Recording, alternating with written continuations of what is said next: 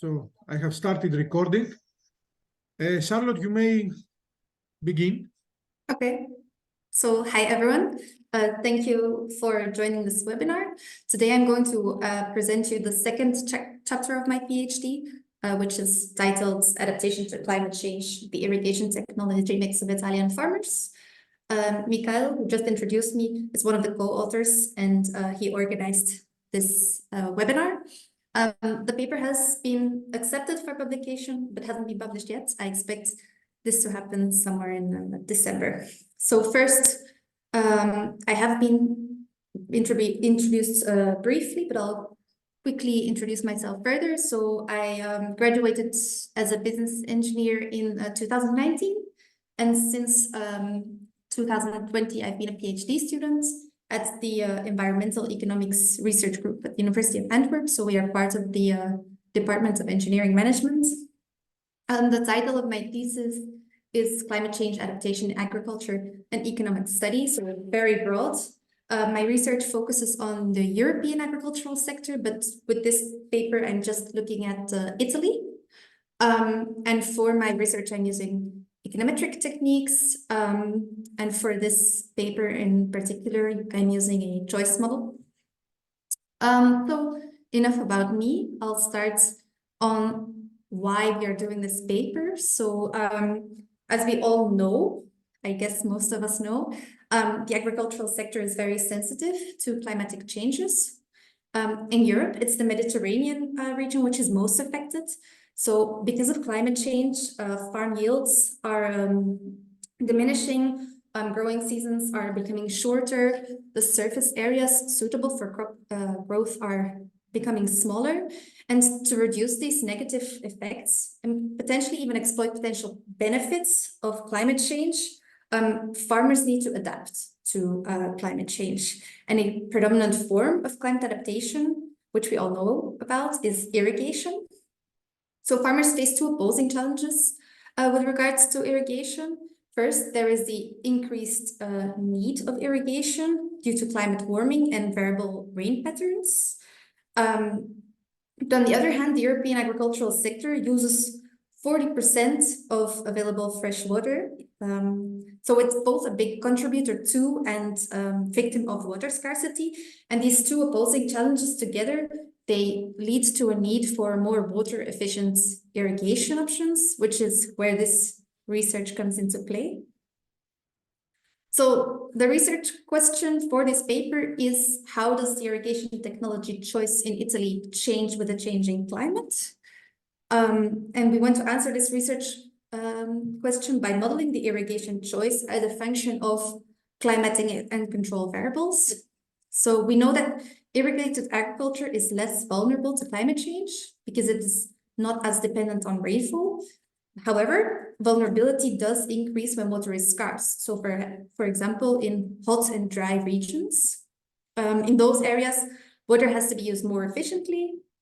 And using modern irrigation technologies can allow farmers to achieve the same output, but with less water. And by that, they can reduce the risk of crop loss during periods of drought. So we therefore hypothesize that more efficient irrigation options are adopted in warmer and drier regions. So we expect farmers to adapt to climate change by switching between irrigation options. So in this paper, we distinguish 4 different irrigation options. First, we have rain-fed farming or no irrigation, which is obviously not a technology, but it is a potential choice. Then we have surface irrigation. With this irrigation type, water is applied to the field through gravity. So this can either be done by flooding the entire field or by letting the water run through ditches, as you can see in the image. And this is a very water inefficient technology because a lot of water is lost because it just runs off the field. With sprinkler irrigation, this is the 3rd column, water is pumped through pipes and it's sprayed onto the crops, kind of like mimicking natural rainfall. But also here, there are some inefficiencies. For example, when it's hot, a lot of water is lost through evaporation, or on a very windy day, the water can be diverted away from the field. Lastly, we have drip irrigation. This is where water is dripped onto the root zones of the plants in a very controllable way. And this is the most water efficient option, but it's also the most capital intensive option. So we are looking at Italy, and this figure shows the fractions of land irrigated with each option. So we see that rain-fed fractions are highest, apart from in the far north and the far south of Italy. Surface irrigation only prevails here in the northwest. Sprinkler irrigation is present throughout all of Italy, and there are actually quite low fractions of drip irrigation, so this most efficient technology, mainly in Puglia, which is like the heel of the boot. So the data set that we have available to do this, to try to answer this research question, is farm level data from 2021. It comes from RICA, which is the Italian farm accountancy data network. So every year, each European member state has to provide farm data, and in Italy, it's RICA which collects this data. So we have almost 6,000 farms of data. The dependent variable which we are looking at is the fractions of farms' lands which are rain-fed, surface irrigated, sprinkler irrigated, or drip irrigated. And since these fractions must sum to 100% in total, this is known as compositional data or fractional data, and we need some econometric techniques which are suitable for handling this data.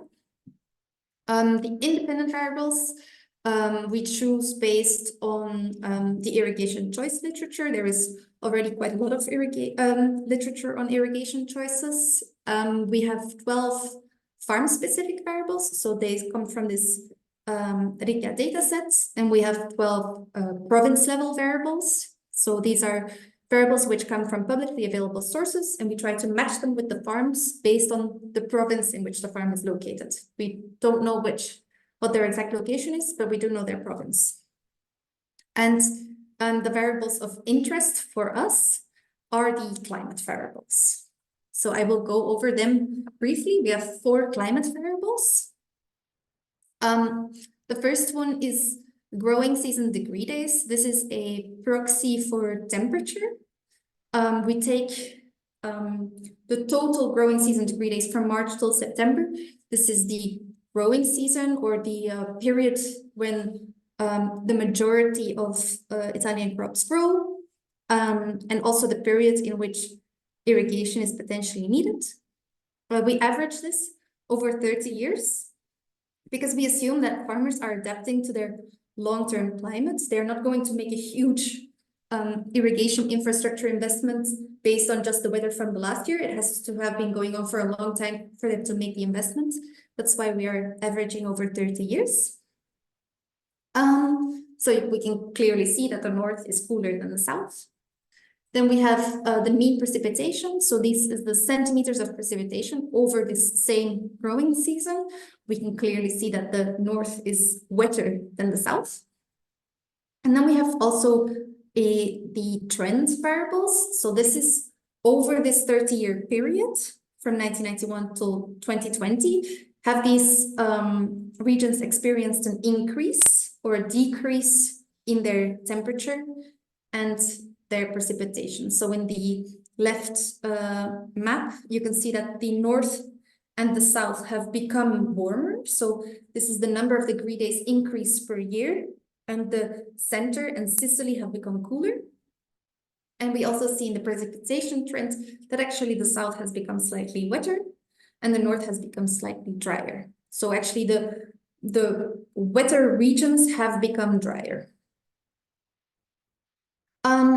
Looking at the existing literature, there's already quite a lot, although very few of them are on Europe, and many of them are limited to the decision to either irrigate yes or no, and hardly any of them focus on climate as the variable of interest.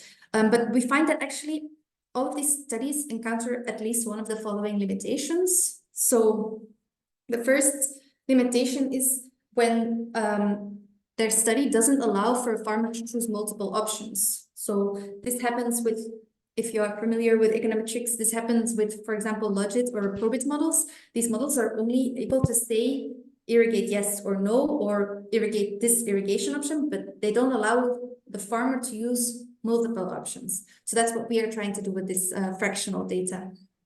Another limitation, which also occurs a lot in literature, is when they don't allow for structural zeros. By this, we mean that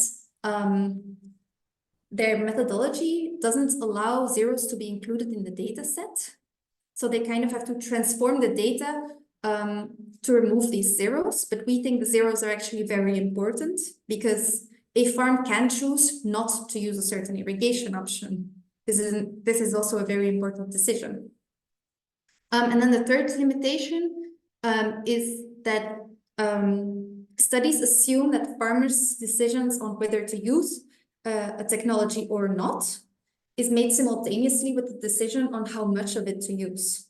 Whereas there is quite some literature on agricultural technology adoption, which says that these are actually two separate decisions.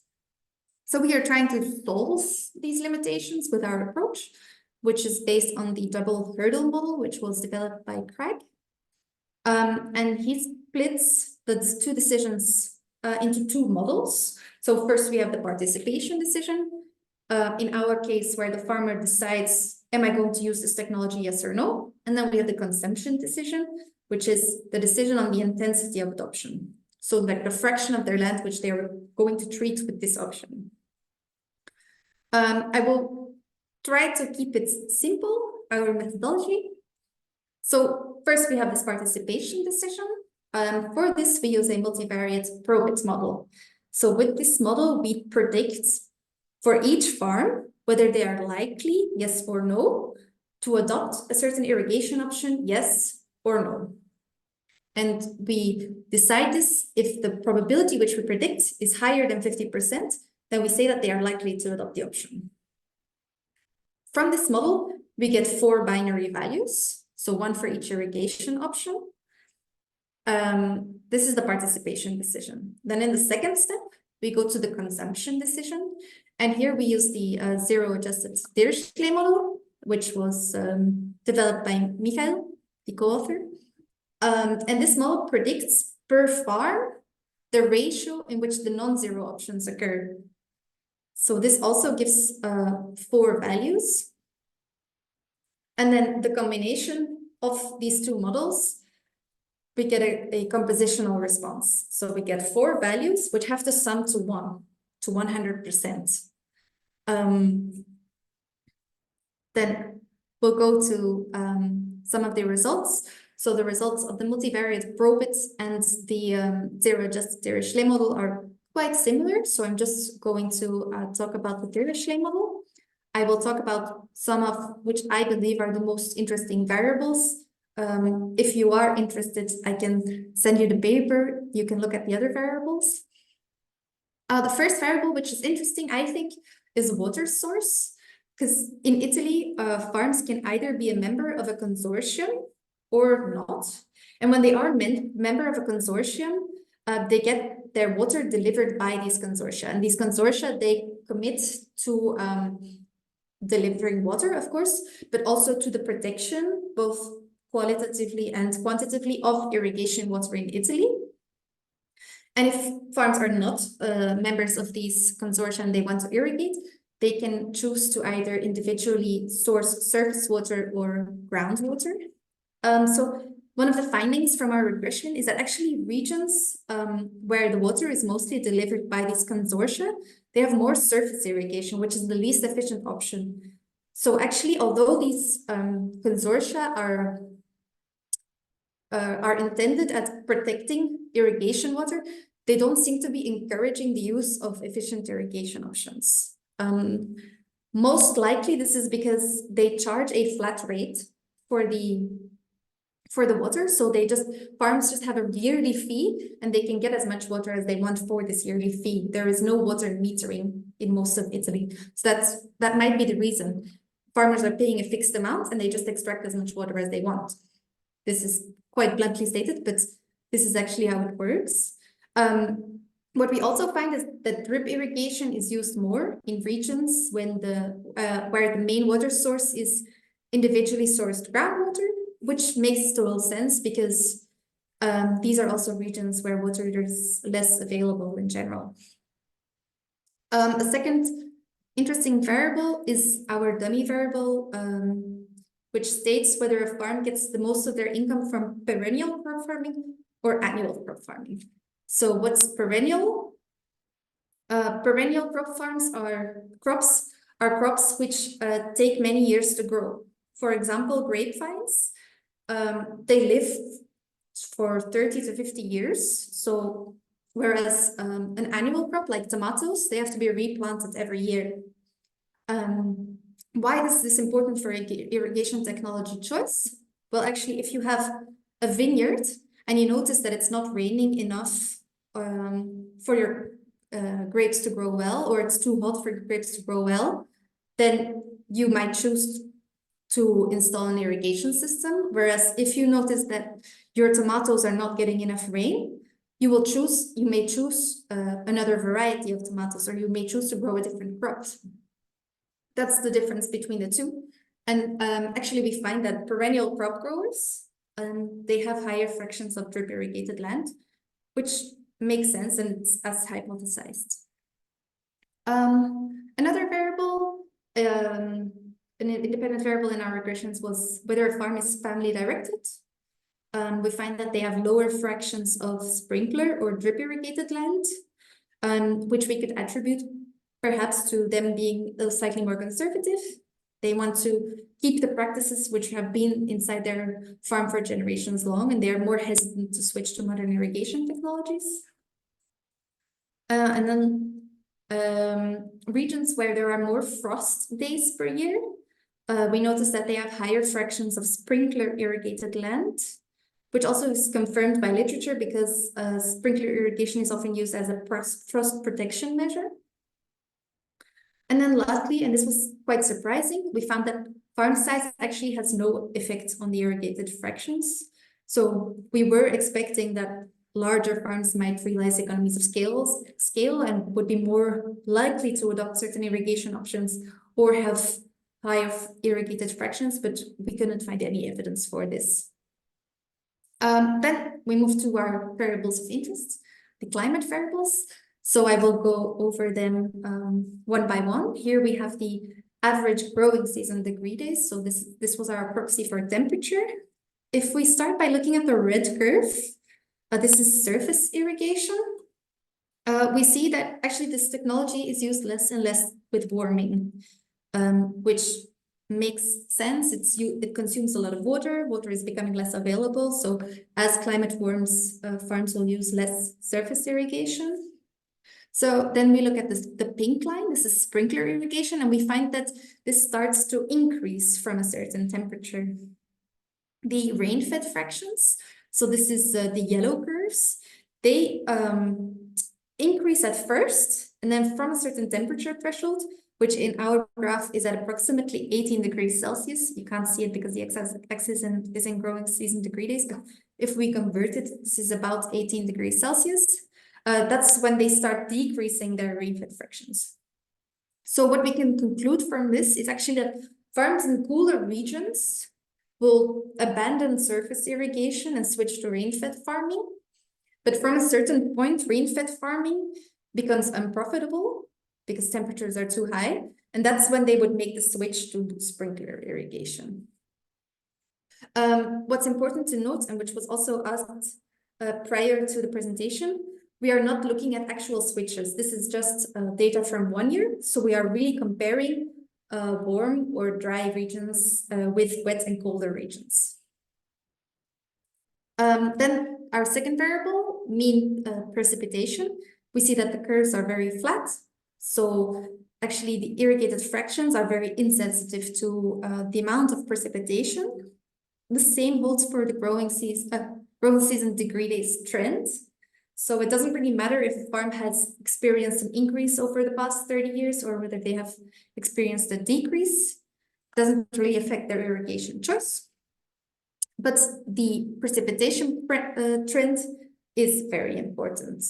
This graph looks very similar to the mean growing season degree days, but it's slightly harder to interpret.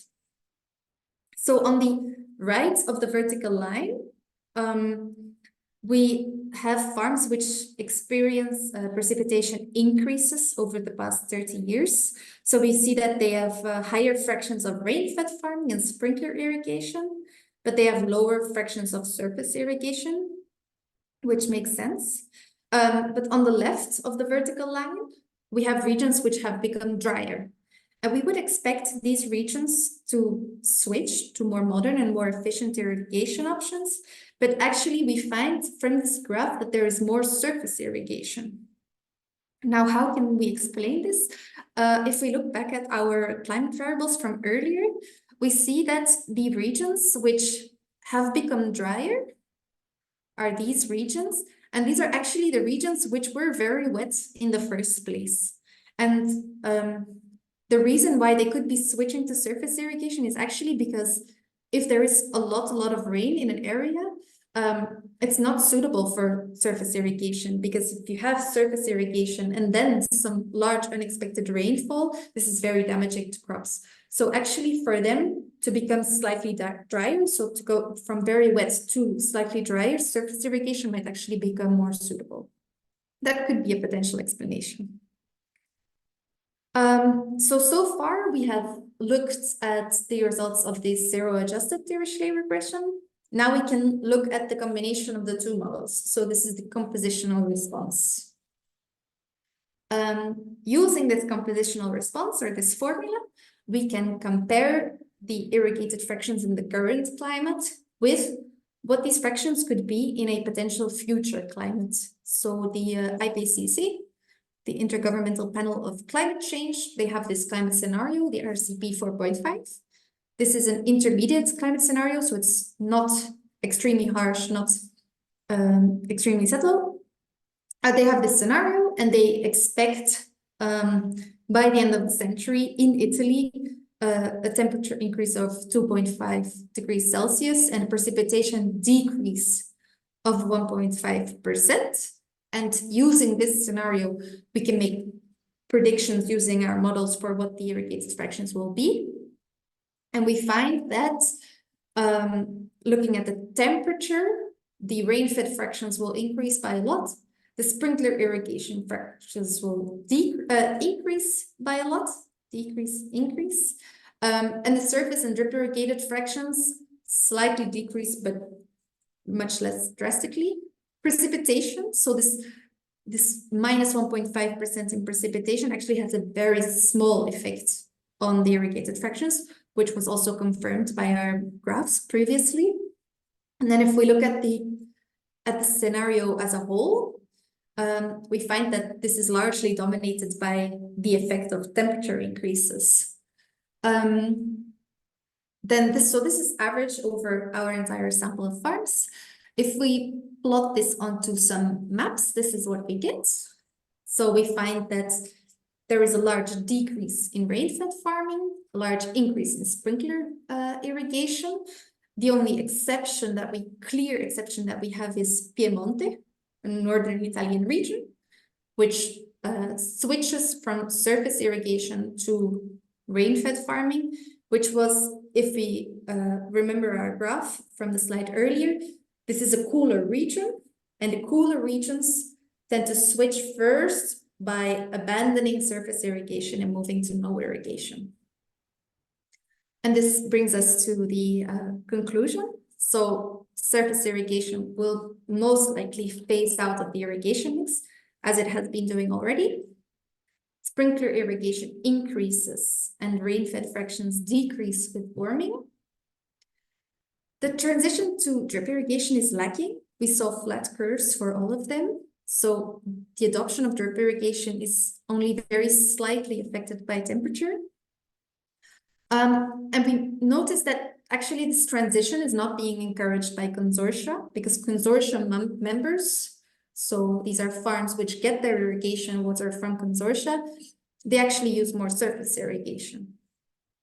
So this could imply that financial support is necessary, that farms drip irrigation is actually a very large investment, so that farms need some financial support to actually make this transition to this most efficient option.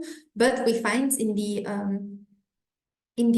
regulation, the Common Agricultural Policy of the European Union, we find that actually in order to provide financial support for water saving measures, metering and measurement of water usage has to be in place. And as I mentioned earlier, metering is not common practice in Italy. So this is something which should first be implemented before these grants can be given.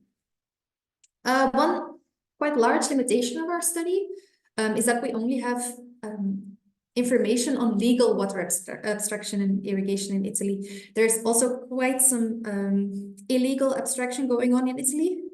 And this illegal water abstraction is currently in our models classified as rain-fed farming, although in reality it's of course not.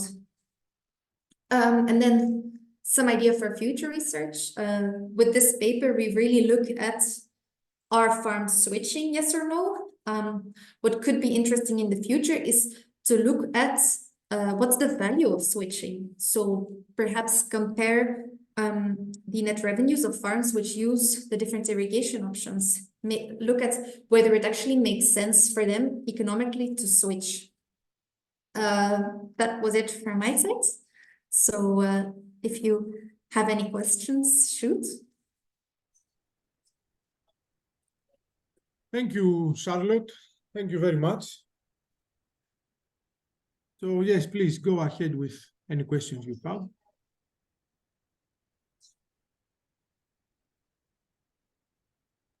Michael, can I start? Yes, of course. If there is nobody else. Charlotte, thanks for this very interesting presentation, and congratulations for the paper, by the way. Thank you. I have 2 points, if I may. So the first is you say during your presentation that the cost of adopting a new irrigation system is huge, right? Yeah. Do you have a specific number or an idea about what this number could be, more or less? No, absolutely not. I have a colleague who's working on this. I would have to ask him. Okay, fine. And do you mind going back to limitation number 3? In your slides, you have this yes. one slide regarding the limitations of the current literature. Yeah. Yeah. You can see my slides? Yeah, I do.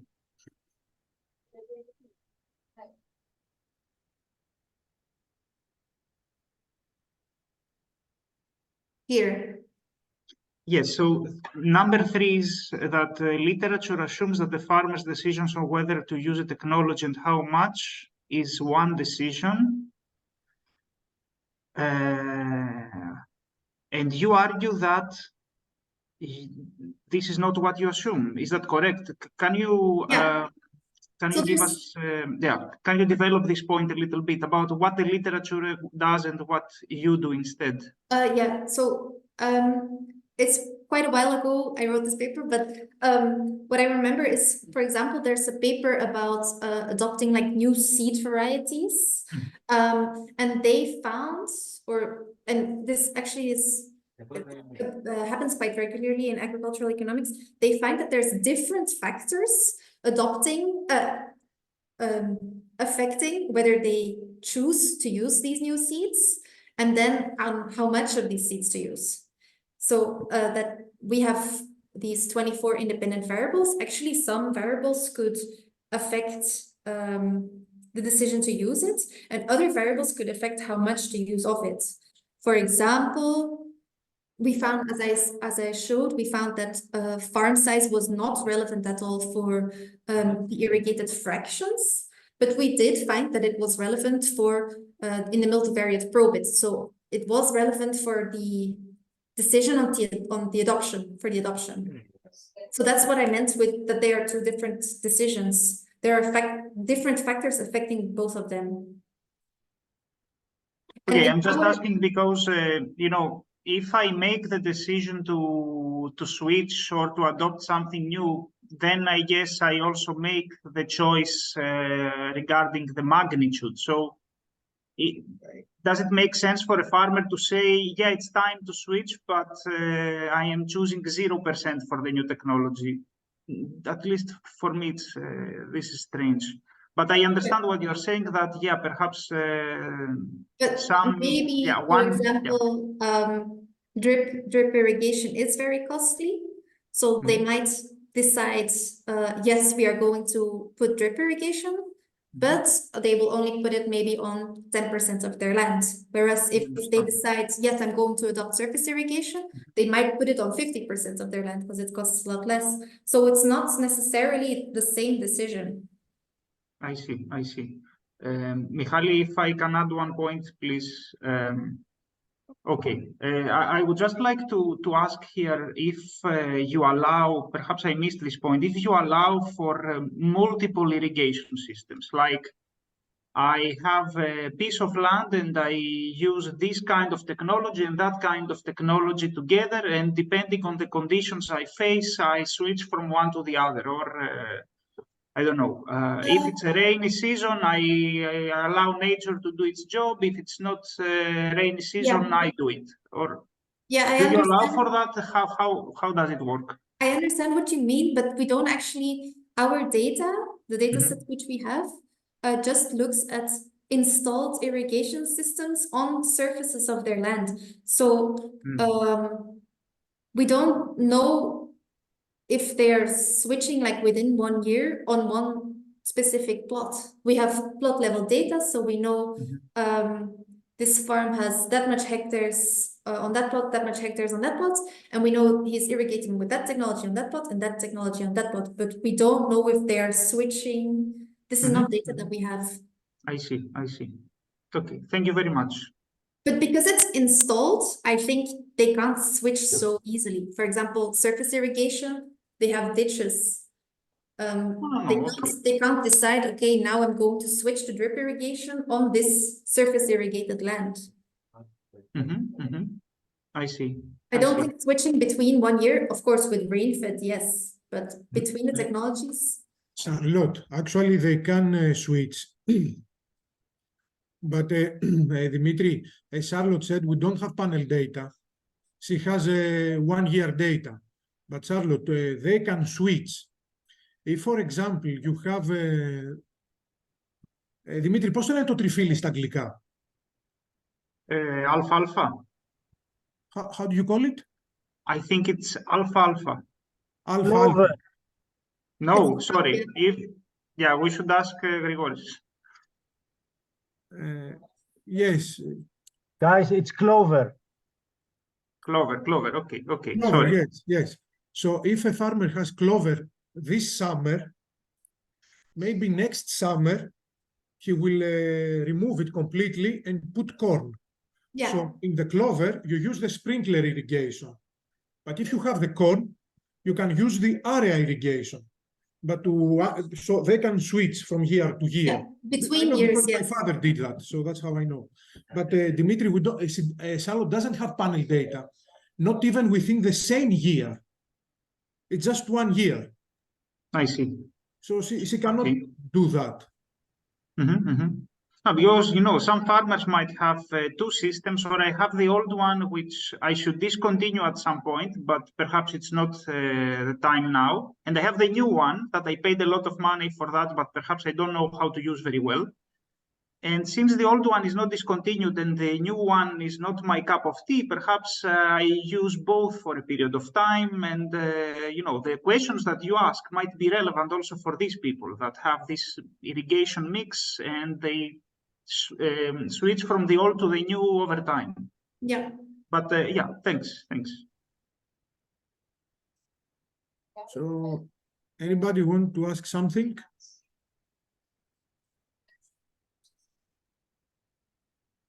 Can I just simply add a comment? Yeah. Look, I'm sorry I was late. I admit this. But looking at the past few slides, maybe I have missed this, but what you're doing seems to me quite a lot like Grilich's original paper with hybrid corn. He was making the point that hybrid corn is basically an economic commodity, and we should view it in terms of economics, meaning as the cost drops, we should see more diffusion. He was the first to make this point. Now you're making the same point, albeit with irrigation. Isn't this true? I don't know the paper which you are referring to, so I can't really say if it's similar or not, but we are really not looking at the costs of irrigation systems, so we can't really say that as the cost drops, they will switch to it. We are only looking at climate.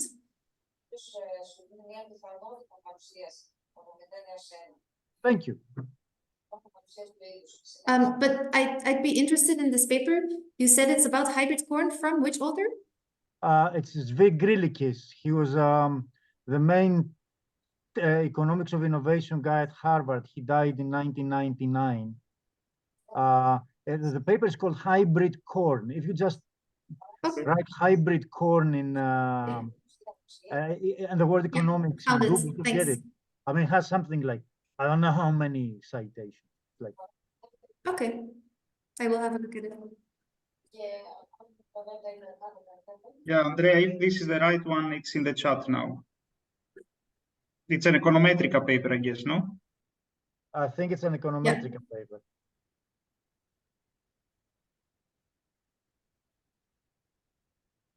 Okay.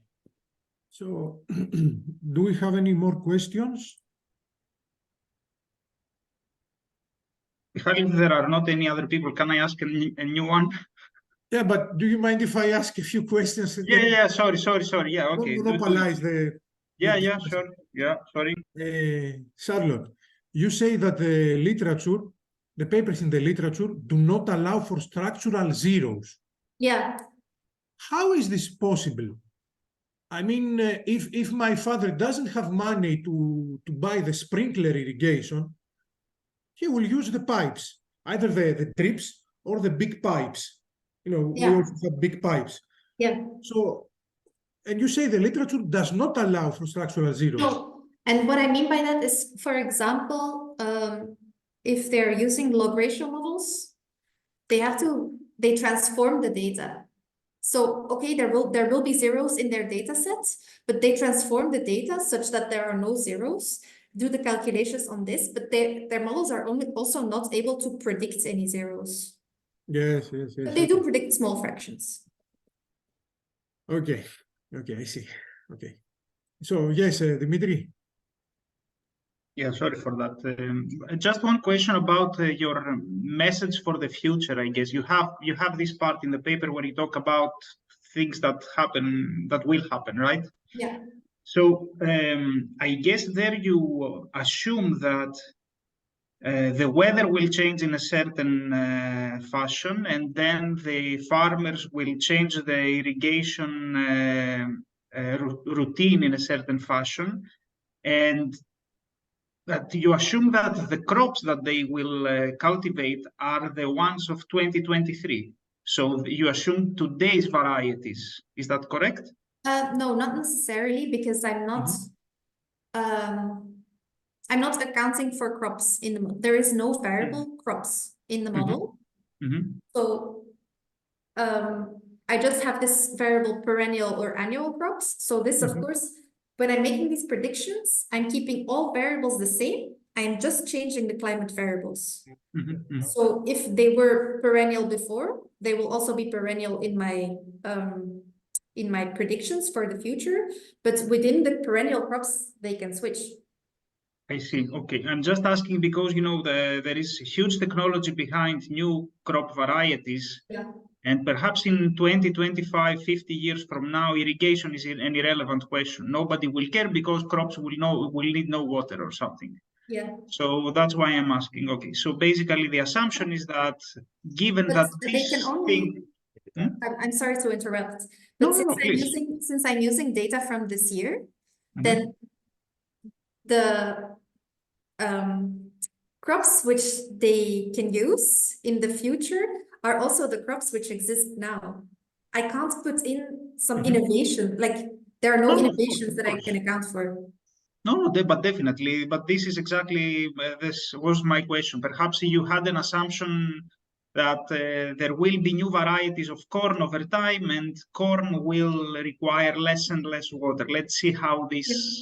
What is the message? But you don't do that. You just say that today's corn is the corn of the future, and let's see how this. The changing weather conditions and technology will affect the choices of the farmers given the corn of today. That's it. Okay. Yeah. I see. Thanks. Okay. You're absolutely right that irrigation, I don't think it will become irrelevant, but it's true that corn variety will be maybe much more important, or crop varieties. Thank you. Charlotte, I have one more question. Yeah. I realized it now. Since you have the FADN data, you also know the composition in the crops.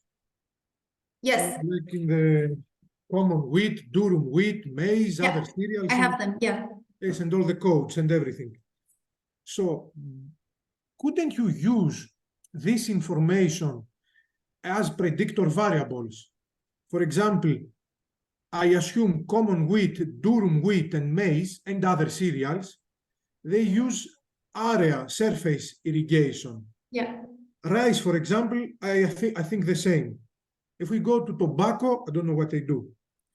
But for vegetable, fruits, berries, nuts, citrus fruits, and olive trees, I assume they use drip irrigation. I think we'd have a problem with endogeneity there. It's also something which I described in the paper. That was also the reason why I did think of beforehand of using crop choice as an independent variable, because I found that many authors said that this was endogenous because which influences which. And that's why I decided to go for perennial versus annual, because perennial influences irrigation choice, but not the other way around. Yeah, okay. But I think there are some ways to do like a simultaneous. An alumnus of our research group did a similar thing where she did a model where two separate systems of models, equations. Yeah, simultaneous equation. Yeah, simultaneous something. I can't remember, where she predicted irrigation and crop choice at exactly the same time. Yes, but here it's a bit difficult because you have compositional data. Yeah, this was just irrigation or no irrigation. Yeah, it's strange. It would make it overly complicated. Yes, you are right. Okay. Do we have any more questions from the audience, apart from Dimitris?